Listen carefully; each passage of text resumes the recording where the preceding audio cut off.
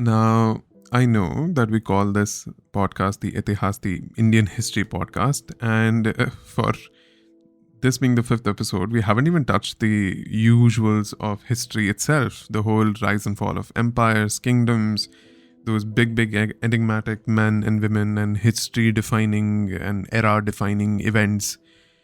And that's also because somewhere in there, when we were trying to define what history would be, we said that history would be a study of past events.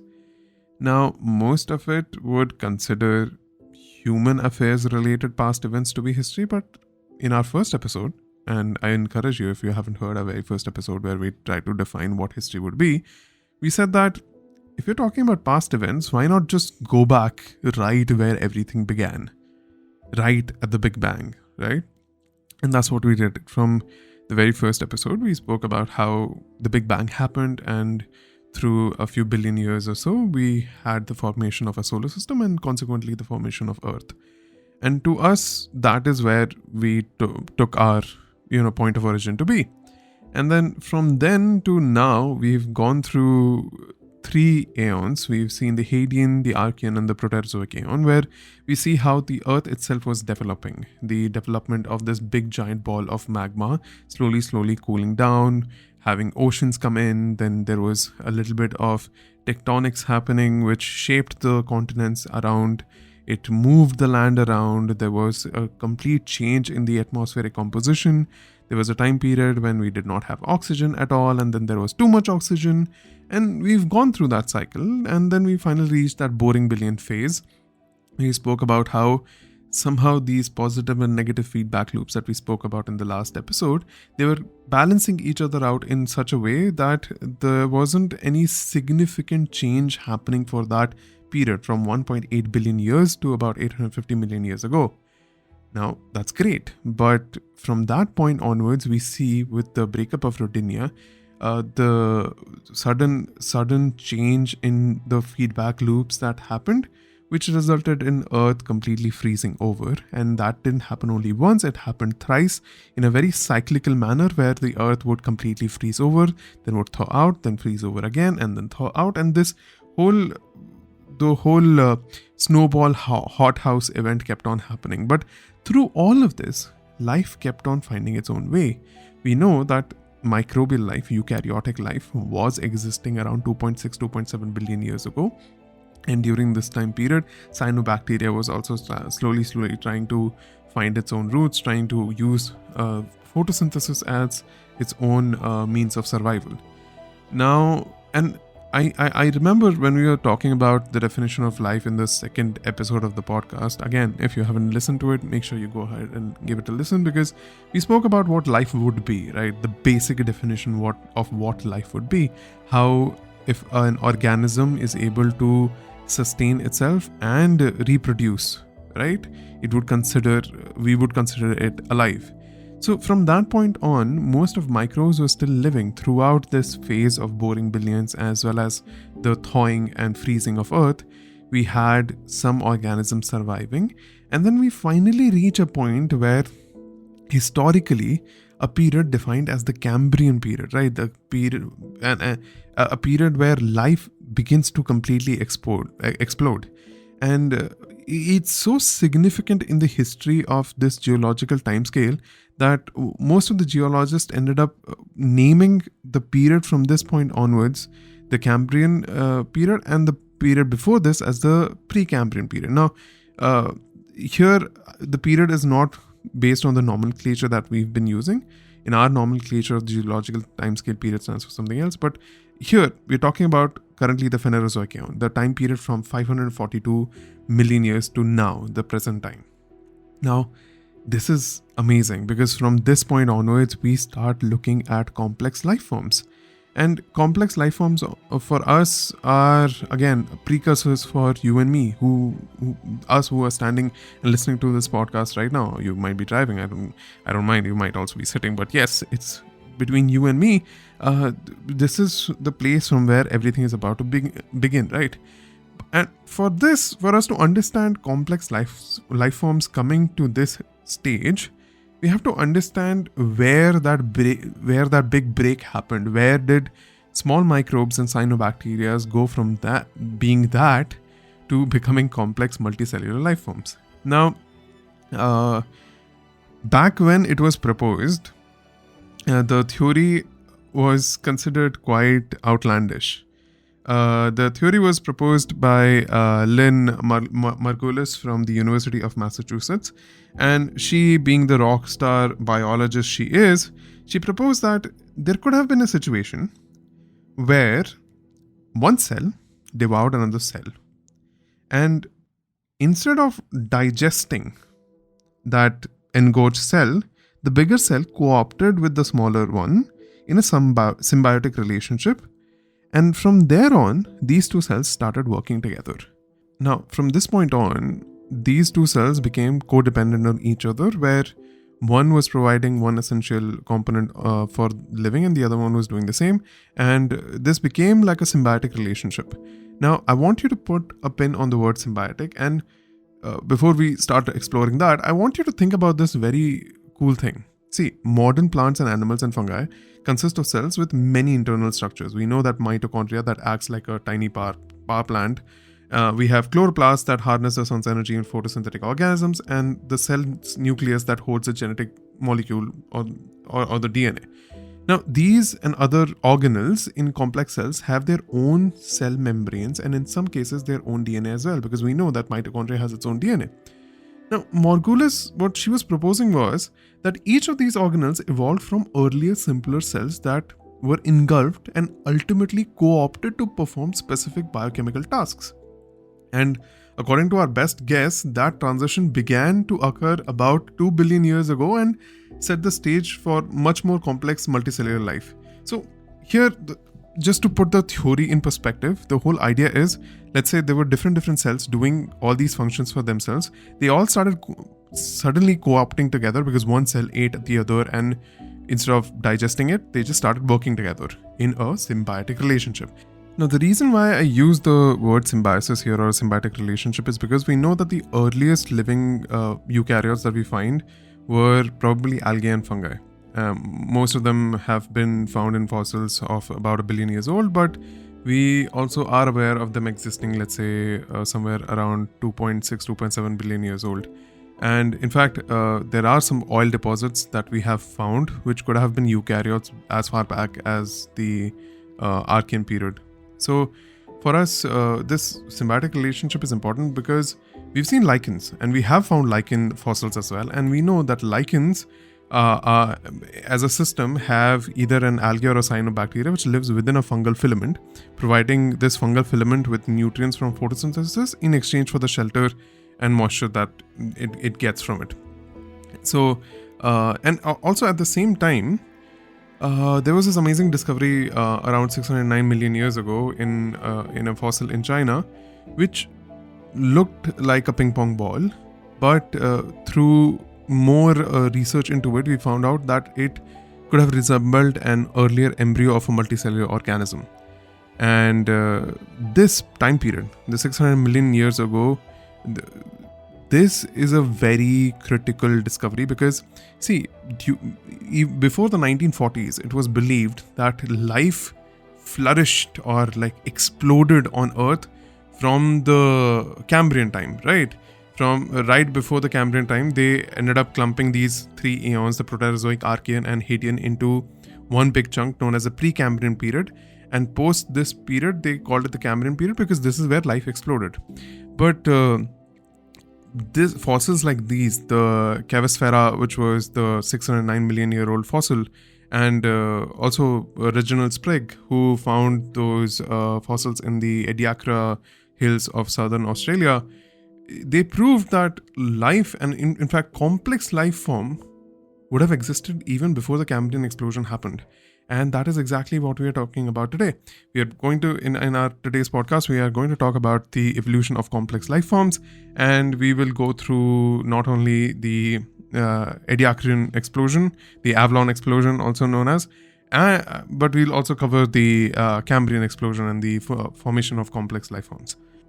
Now, before we even dive into the explosion that was happening during the Cambrian period, Let's also have a small discussion about the biota that was existing during the Ediacaran period, which is the end of the Proterozoic aeon, right? Now, during this time period, we know that from Margulis's theory of endosymbiosis, we know that single-celled organisms are now ready to start congregating and collecting between each other and growing into multicellular organisms. And we know that during this time period, the oxygen levels are coming to a point where if you and I were to time travel back to this time period, breathing in won't be that difficult. Even though I can't really say about the kind of diet we'll have to have. So we'll again have to carry a big bag of snacks with us. But still, during this time period, things are becoming a little more livable of sorts. Now, the Ediacaran period it spans from 635 million years ago to about 541 million years ago, and it takes its name from the Ediacaran Hills in Australia. Now, these beautiful southern Australian hills were being researched by Reginald Sprigg, who ended up finding these fossils, and he publishes a paper in 1946 talking about how multicellular life form could have existed before the Cambrian period. And that claim for that time period was pretty revolutionary, to a point where not a lot of people took him seriously. But then slowly, when we started finding more and more evidence of complex life form existing during this time period, we understood that life did exist before that explosion. And that's why when we ended up finding even a much bigger cluster of specimen from the Avalon Peninsula in Newfoundland, Canada, we ended up dubbing this whole time period as the Avalon explosion after the whole Avalon Peninsula because of the specimens we found there. The clusters of specimen found there was huge, and they were very well defined organisms which seemed like they had quite a complex system of biology going on inside them. Now, let's take a closer look at two of these fossil remains to get a much better idea of the kind of complex life form that existed during this time period. The first one is Charnia. Now, Charnia is an amazing fossil. We found this in sites from British Isles, Australia, Russia, and Canada. Now, it grows to about 20 inches and it resembles a plant, but its features and its anatomy tells us that it doesn't really belong to the plant group. It was originally identified as a type of algae and later as a sea pen, a marine animal related to a sort of a jellyfish. Now, although they look similar, further studies show that Charnia grew in different ways, adding new buds on the tips of its fronds rather than at the base. It lived relatively deep on the seabed, where it was anchored with a round holdfast. It couldn't have photosynthesized due to the lack of sunlight, but it didn't have a mouth or a gut either. So the fronds might have been used to filter feed or absorb nutrients from the surrounding water. It has a body plan of alternating branches lacking either the bilateral or radial symmetry that we see currently in a lot of organisms which are alive, like you and me. We have bilateral symmetry, which means that you and I can be split right from the middle and will have equal looking halves on both sides, and a lot of animals do have that bilateral symmetry going on. Now, the thing with Charnia is that it did not have any of these specifications, and what bothers researchers even more is that they don't find any close relationship to something like Charnia even in any other animal family, which leads them to sort of guess that it could be possible that Charnia by itself was a completely unique organism with no connected ancestry going down below as we go in time. And even crazier is the story of how Charnia was discovered. See, in 1956, near the Charnwood Forest in Leicester, England, there was a kid by the name of Negus. I think it was Tina Negus. She had found the specimen and she took it to her geology teacher saying it could be something big. And the teachers, alongside other professionals, they really did not really pay a heed to it because the time period from where the fossil was found, the rocks from where it was found, it was considered too old to contain any sort of fossils. Now, the following year, another schoolboy found another fossil. His name was Roger Mason. And then during this time period is when it was taken up seriously. People ended up looking at it and then they described it as, yes, that it was a living multicellular organism, and hence Initially, it was named Charnia Masoni after Roger Mason and Charnwood Forest, but then later on, when Negus's role was also added into it, they were both credited towards the discovery of this, with Negus being the first true discoverer of Charnia. So it's a really cool story for us to dive back. Now, for the second fossil, let's look at Kimberella. Now, the oval-shaped body of Kimberella grew up to 15 centimeters or 6 inches long, and it looked like the bowl of a spoon with a patterned outer rim and dappled upper surface. It lived on the shallow seafloor in what is now Australia and Russia around 555 million years ago, feeding on thick microbial mats. In this calm and Spartan environment, Kimberella thrived alongside other enigmatic Ediacaran organisms in Earth's increasingly fertile waters. And we know that during this time period, the oxygen levels are coming up, the cyanobacteria and these complex eukaryotic algae have slowly started utilizing the new sedimentary weathered sediments that was coming out of the breakage of continents. So all these shallow mats were existing in these fertile waters, and they were creating a lot of nutrients for these kind of complex life forms to come about.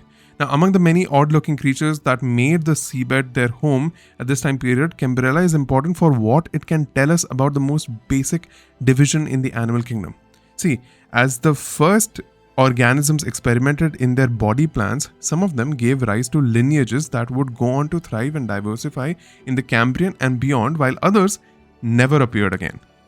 With over 1,000 fossils of Kimberella from multiple life stages, this organism is better known than many of others from this time period.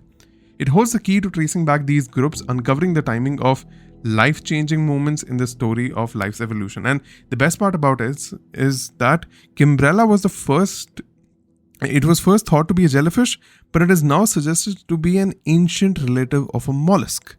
See, the evidence for this comes from the strange scratch marks found near the Kimberella fossils, which might be tiny scrapings made by its mouth parts called radula. Now, mollusks such as the snails use their radula to remove and cut up their food, for example, scraping algae from the surface of rocks. Now, although no radula is preserved in Kimberella, the scratches are sort of a tantalizing hint that the ancient mollusks may have proceeded to eat their food, the algae, by scraping them up. Obviously, coming to the most interesting part about Kimberella's biology is the fact that it can be debated that Kimberella is one of the oldest known bilaterians. This is an animal with bilateral symmetry where the right and left halves of the body are mirror images of each other.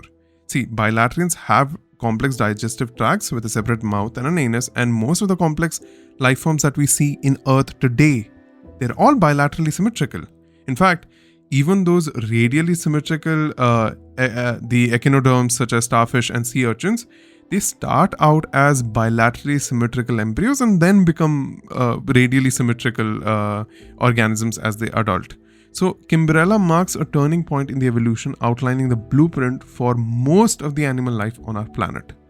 So, these were the two that I wanted us to have a specific look at before we go into the Cambrian stage. Now, as we enter Cambrian period, we know that most of the systems are working really well. And out of that, we know that the plate tectonic system was really working overtime while it was trying to break up Rodinia into more manageable chunks so that more and more sedimentation is available, more nutrition is available, and with more nutrition being available, the photosynthetic algal biomass is going to explode, and with that, the fluctuations of carbon dioxide and the rising concentrations of oxygen will stabilize that atmosphere in a way where it'll be very, very conducive for more multicellular oxygen-driven metabolism life form to come into being. Now, we've known that Earth as a planet has been a planet of change, but the story of this Phanerozoic aeon is going to be a lot more different.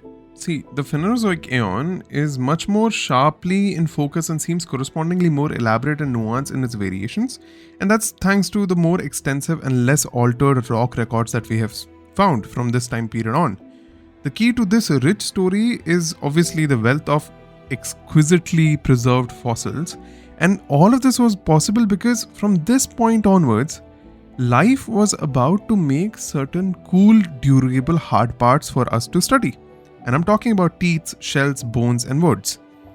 Animals and plants turn out to be particularly sensitive to changes, especially multicellular organisms, and their evolution to these changes get recorded in these rock fossils, right? So if we see a particular adaptation happening by any of these living organisms, those would get recorded. And the reason why I'm pointing this out is because we know that microbes are also very hardy. Microbes can weather almost any storm. And that resilience, coupled with their unhelpful simple shapes and sparseness in the fossil records, means that no obvious mass extinction can be recognized in the rocks of the Precambrian era. But the story of Phanerozoic era, the Phanerozoic eon, is completely different because, see, over the last 542 million years, we see Earth in a new light. And by new light, what I'm trying to say here is that we've seen Earth for the last 4 billion years, right? We've seen that Earth has taken its own sweet time for every single change to happen. Most of its changes have happened in the scale of tens or hundreds millions of years, right? But from this point on, the rapid change that I'm talking about is not happening in that scale. In fact, we would see in 100,000 years or so, the kind of evolution and the kind of change that would happen, it would make it distinctly different from its last 100,000 years or so. And the reason why we are able to see such a change in such a well-defined manner is because of how well-preserved fossils we find from this time period on. And these fossils tend to tell you another really beautiful story. And that story is of evolution itself. Because we know that those microbes, those eukaryotes, those simple living organisms did not really go through a lot of change in a very short period of time. They were either adopting or dying out and new organisms coming through. And most of them, being so simple, didn't really have a lot of differentiating factors between each of them. But with complex life forms, what we'll find is that the evolution and the evolutionary changes that happen will happen in such rapid succession because, see, they are producing sexually. And with sexual production comes the whole idea of genes splitting and genes recombining. And with this comes the whole added advantage of gene mutation, where helpful mutation through natural selections can really supercharge a whole evolutionary or a genetic chain of a particular organism. So all of this is happening which corresponds to how rapidly Earth is also changing. And Earth is going to change very rapidly. It is going to go through a long series of patch-ups and breakups, and these patch-ups and breakups are going to be very, very dramatic. They are going to be as dramatic as your period dramas and K-dramas. And I'm saying this because, see, from this point onwards, we know that the Earth's inner core, the Earth's mantle temperatures are going to go down, and that would really kicking the plate tectonics. And with these kicked in plate tectonics, a lot of shift is going to happen. And from this point on, I'm very sure you'll start recognizing a lot of names as well. We will be talking about the Jurassic period, the Gondwana land, Pangaea, Panthalassa, all of this. And I'm very sure with a little bit of pop culture sprayed in and a little bit of movies and series sprayed in there, you would be able to recognize all these names. And just to encapsulate all of this drama, let me divide Earth's next 542 million years or so in 3 different seasons.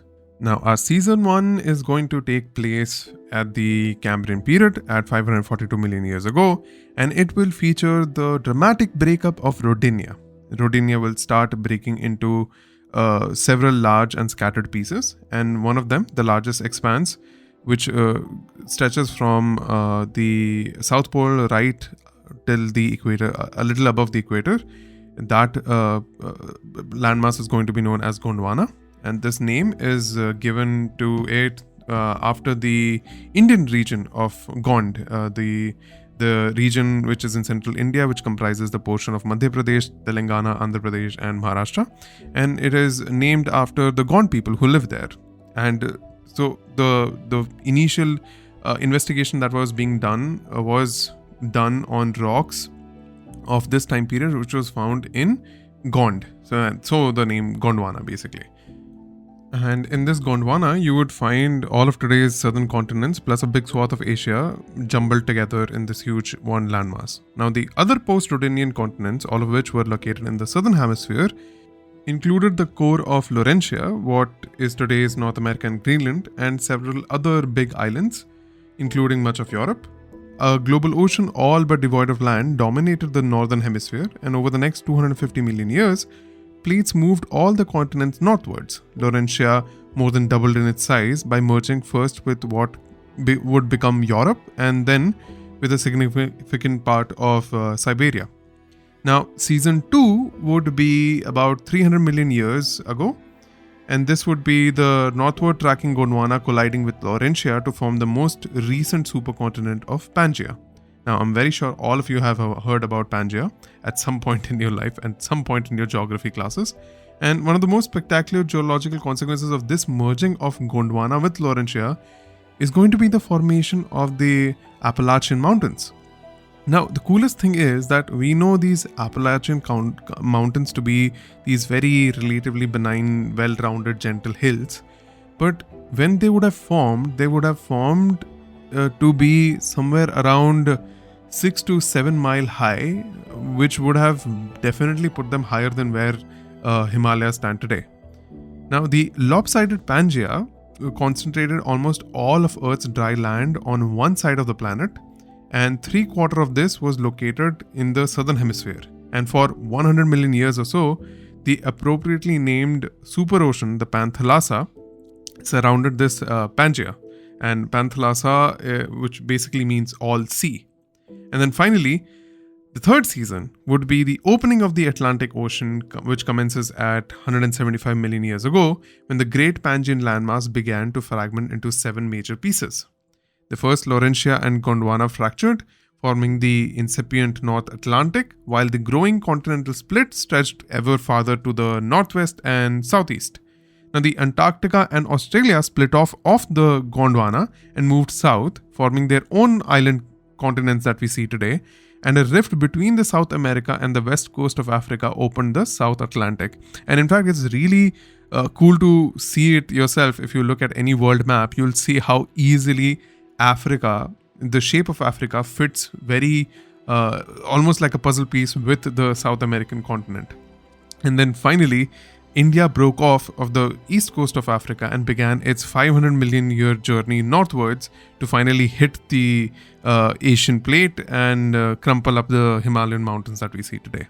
Now, throughout this protracted history, each of these various continental players scurried here and there, forming partnerships and breakups like we were talking about. And in fact, I'll suggest you guys can, after listening to this podcast, you can easily go to YouTube and type up the animation on Pangaea or Rodinia, and you would be able to trace it really well. In fact, I'll drop a link down in the description itself of one of these really helpful videos I found out while I was studying about this particular chapter before going for my classes. So yeah, and the coolest part about this is that the polar landmasses promoted thick ice sheets, which in turn lowered the sea levels. Life evolved in the harsh competition on the larger landmasses, but evolution proceeded independently in all of those islands, right, which were slowly being isolated away from these large landmasses. And the location of mountain ranges and oceans altered the climate, and throughout history, as we see even today, all of these great earth cycles started affecting one another, be it the biosphere affecting the geography or the geography affecting the biosphere. So this sort of tells us about the whole story of how Earth is going to go through a dramatic series of changes. And from this point onwards, we can look at the animal explosion of the Cambrian period. See, for billions of years, the extent of Earth's microbial life had ebbed and flowed in response to climate, nutrients, sunlight, and more. And with new evidences from shallow water sediments suggested that the great algal blooms at the end of the Neo-Proterozoic aeon, they were more than just a few temporary blips, right? These had started evolving to a point where they could anchor themselves on land, and with this they would have like a good footing on this land, because see, till this point most of the land was just barren. Most of the plant life that was coming up, all these algae and all these complex life forms, they were coming up, they were either coming up close to the ocean surface or close to the coast with these algal mats. But nothing was really making it up to the land till we find certain photosynthetic algae evolve this firm footing on these swampy lands to slowly start making these edges of these continents green, right? And it's amazing for us to see, because as atmospheric oxygen it's soared in concentration, it also contributed towards the formation of the stratospheric ozone layer, which became the radiation barrier that effectively shielded Earth from these super lethal ultraviolet rays. So such a protective blanket was an essential prelude to the rise of a viable terrestrial biosphere of firmly rooted plants and freely roaming animals. So from this point on, we can see that life is now reaching a stage where everything is becoming quite conducive for it to really explode. But strangely enough, it took animal life another 100 million years to crawl fully out into the land. See, for a very long time, most biological innovations took place in the shallow sunlit seas. For 40 million years, multicellular jellyfish and worms appear to have dominated in the post-glacial oceans that we spoke about in the previous episode and even now. Most of these soft-bodied animals whose fossils are rarely found, most of them, they fed on the seafloor detritus and they hid in these recesses of the mineral laid down by the microbial forebearers.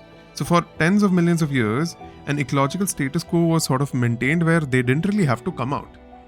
That status quo was permanently disrupted roughly around 530 million years ago by a striking evolutionary trick.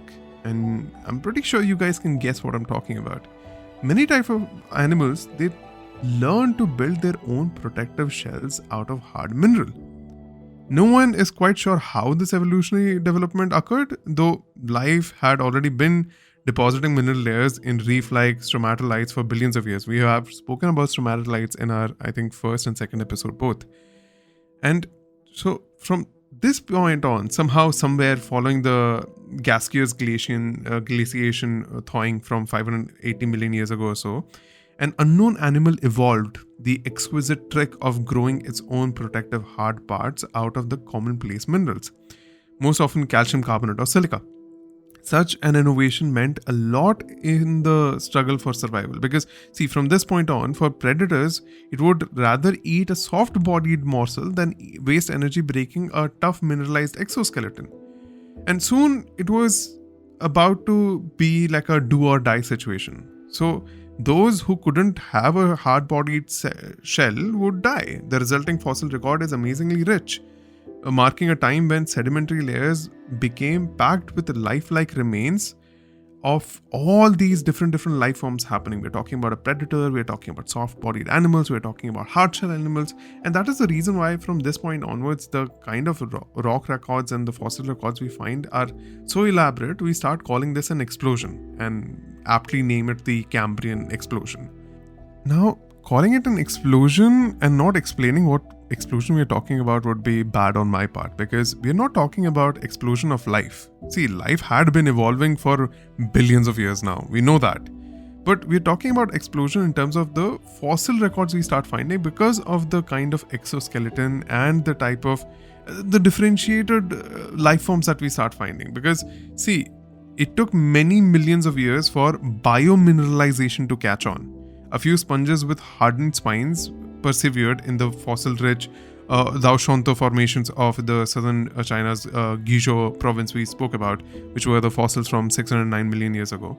And these may have learned the trick as far back as maybe like 640 million years ago or so. And by 550 million years ago, at the tail end of the Ediacaran period, a variety of worm-like creatures had learned to craft carbonate minerals into tube-shaped protective homes on the ocean floor. So the explosion in the sense of the explosion of life did not really happen during the 540 million years ago. But there was an explosion. The real explosion occurred a few million years later, which is roughly around 530 million years ago, when all manners of shelled animals rather suddenly came into the scene. We had evolutionary arms race that was just happening between all these organisms. Armed predators, armed prey, assuming larger and larger dimensions, going at each other. We had teeth and claws that were now slowly evolving in this, as did bony protective plating and sharp defensive spines. And eyes became mandatory in the cutthroat world of teeming Phanerozoic oceans. Countless generations of shelled creatures lived and died, and their carbonate bioskeletons contributed to massive resistant limestone layers, which notably decorate the 500 million years of Earth's history. And so during this time period, I want you to realize that evolution is happening so fast that we've now gone away from very simple life forms to multicellular life forms to now life forms which have shells, claws, eyes, everything. And it wouldn't be long before we start seeing the flagship organism of this time period, which is the trilobite. Now, from this point onwards, life is really going to explode. We know that. So let's take that up in the next episode. And we will start talking about all the complex life forms and slowly work our way towards the dinosaurs. And so you were listening to the Itihas podcast, and this was episode number 5. I thank you so much for listening to me, and the podcast is now available on multiple platforms. You can listen to it on Spotify, Apple Music, on Amazon Music, or Castbox. I appreciate you being here, and I would love for you to engage in any other discussions, or if you have any other feedbacks, make sure you send it to the email ID. And you can also join the Telegram channel, whose link I'll also post in the description, as well as the description of the episode itself, where you can find the resources and the papers and all the things that I use for production of these podcasts, as well as we can have a really cool discussion if you have any questions regarding anything else. So again, thank you so much for listening. Thank you so much for sharing. I have seen a really good rise and response in terms of people listening to this podcast, and this podcast really going all around the globe. And it really goes with the theme of how we have been looking at Earth slowly circulating everything around the globe, right? So again, thank you so much for just being here. And if you've stayed here till this long, thank you so much to you who's listening to me right now. Thank you so much for you being a dedicated listener to me. And we are going to continue this journey, and we are really going to go through all of the trials and tribulations till we reach the Indian history part. So thank you for sticking around, and I will see you in the next episode. Bye-bye.